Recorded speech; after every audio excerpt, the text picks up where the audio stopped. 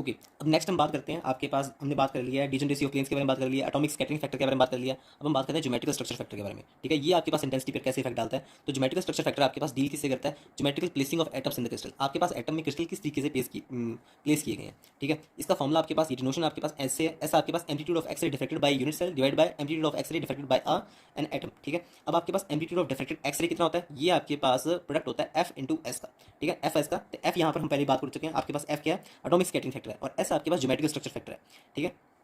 तो मैं लिख देता हूँ, ए आपके पास क्या है, एम्पलीट्यूड ऑफ डिफ्रेक्टेड एक्सरेज, ठीक है। अब यहाँ पर जो आपके पास इंटेंसिटी है, ठीक है, इंटेंसिटी आपके पास कैसे डिफाइन होगी, intensity of X rays, intensity of X rays आपके पास डिफाइन होगी I is equals to square of amplitude, means to से F S mod square, okay.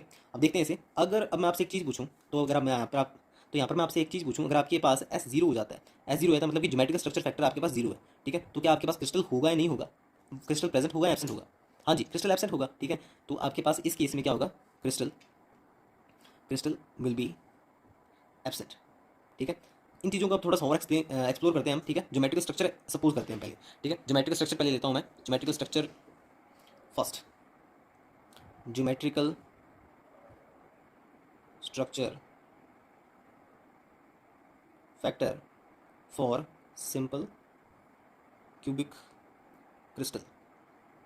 तो सिंपल क्यूबिक क्रिस्टल आपके पास ले रहे हैं हम, ठीक है। यहाँ पर उसकी ज्योमेट्रिकल स्ट्रक्चर के फैक्टर देखते हैं सिंपल क्यूबिक क्रिस्टल स्ट्रक्चर का। तो आप सिंपल क्यूबिक क्रिस्टल तो जानते हैं ना आपके पास कैसा होता है, ठीक है। तो बनाने की वैसे जरूरत नहीं है, ठीक है। तो ये आपके पास सिंपल क्यूबिक क्रिस्टल जिसमें एटम आपके पास ईच कॉर्नर पर प्रेजेंट होते हैं, ठीक है। और यहाँ पर number of atoms in unit cell कितने होते हैं, 1 होते हैं, ओके।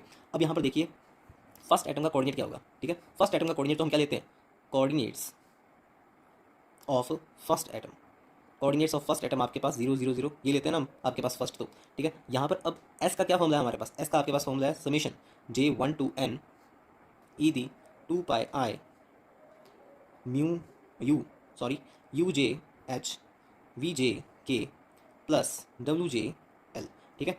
तो यहाँ पर जो आपके पास n है ना, n यहाँ पर आया है number of atoms in unit cell. तो number of atoms in unit cell हमने कितना कहा था आपको, number of atoms in unit cell यहाँ पर आपके पास है 1 ही है, ठीक है। तो number of atoms in unit cell 1 है, तो आपके पास n वहाँ तक जाएगा, n यहाँ पर क्या है, number of atoms in unit cell, unit cell, ठीक है। तो ये मैंने पहले आपको बता दिया, यहाँ पर n number of atoms in unit cell, okay.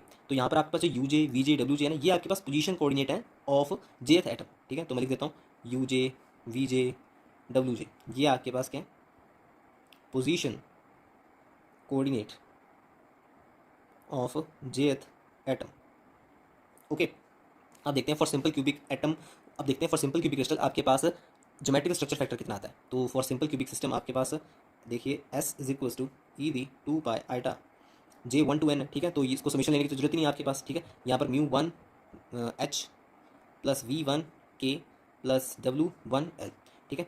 तो यहाँ पर आपके पास जो U1 V1 W1 है वो आपके पास कितना कोऑर्डिनेट आपके पास 0 0 0, कोई भी आप कोऑर्डिनेट ले सकते हैं इसके अंदर, ठीक है। तो यहाँ पर आपके पास 0 प्लस 0 प्लस 0 या आपके पास e की पावर 0 बन जाएगा, और e की पावर 0 1, तो मतलब कि यहाँ पर जो आपके पास ज्योमेट्रिकल स्ट्रक्चर फैक्टर निकल कर आया है वो आपके पास 1 निकल कर आया है। तो यहाँ पर आपके पास इंटेंसिटी कितनी होगी, intensity of diffracted X-ray in simple cubic crystal, तो ये आपके पास होगी एफ एस मॉड स्क्वेयर, ऐसे तो निकाला था हमने, ये इक्वल्स होगी मॉड एफ स्क्वेयर के, ठीक है। तो intensity of diffracted X-ray is independent of H K L, तो एच के एल के ऊपर डिपेंड ही नहीं करती। आप एच के एल कोई भी मतलब कि इसके अंदर आप प्लेन चूज कर लीजिए, सिंपल क्यूबिक क्रिस्टल स्ट्रक्चर में आपके पास intensity of diffracted X ray depend ही नहीं करती, ठीक है। तो इस बात को मैं नोट कर देता हूँ, since intensity of diffracted X-ray is independent of HKL, hence all planes of HKL values are allowed, ठीक है। तो आपके पास क्रिस्टल का कोई भी प्लेन एब्सेंट नहीं होगा, सभी प्लेन प्रेजेंट रहेंगे, ठीक है। और इंटेंसिटी आपके पास इंडिपेंडेंट रहेगी एचकेएल के, तो आपके पास प्लेन्स ऑफ एचकेएल जो भी प्लेन आप लेंगे वो अलाउड रहेगा, ठीक है।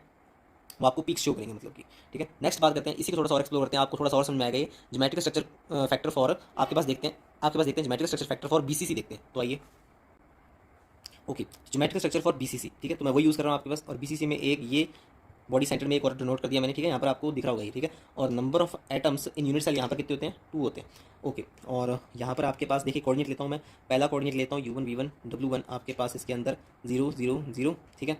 और दूसरा कोऑर्डिनेट मैं यहाँ पर ले लेता हूँ U2 V2 W2, equals to आपके पास देखिए दूसरा कोऑर्डिनेट आपके पास ये होगा आपके पास हाफ हाफ हाफ, ठीक है, ये आपके पास यहाँ पर पड़ा है। ओके, अब देखिए फॉर्मूला तो आपको ध्यान होगा, आपके पास कितना होता है समीशन J1 to n, और n यहाँ पर कितना आपके पास 2 है, तो आपके पास यहाँ पर दो समीशन खुलेंगे 2 पाई आइटा, और यहाँ पर फर्स्ट तो आपके पास क्या होगा, फर्स्ट आपके पास क्या था u1h plus v1k plus w1l, तो ये तो आपके पास जीरो है, तो ये जीरो डायरेक्ट लिख देता हूँ इस केस के लिए, ठीक है। नेक्स्ट केस को हमें थोड़ा सा अच्छे तरीके से खोलना होगा, 2 पाई आइटा, और यहाँ पर आपके पास हाफ, और आपके पास फॉर्मूला क्या था इसके अंदर, हाँ जी इसके अंदर आपके पास फॉर्मूला था u1h, u1 कितना है यहाँ पर मतलब u2 हो जाएगा ये u2, और u2h तो h/2, नेक्स्ट आपके पास प्लस v1 v2k, ठीक है, v2k मतलब कि k/2 प्लस l/2, ठीक है, ये चीज़ बनेगी आपके पास। ओके, तो आपके पास ये फॉर्मूला कुछ इस तरीके से बनेगा 2 पाई आइटा h, ये 2 से 2 कैंसिल हो जाएगा, h plus k plus l, ठीक है, इतना बन जाएगा आपके पास ये।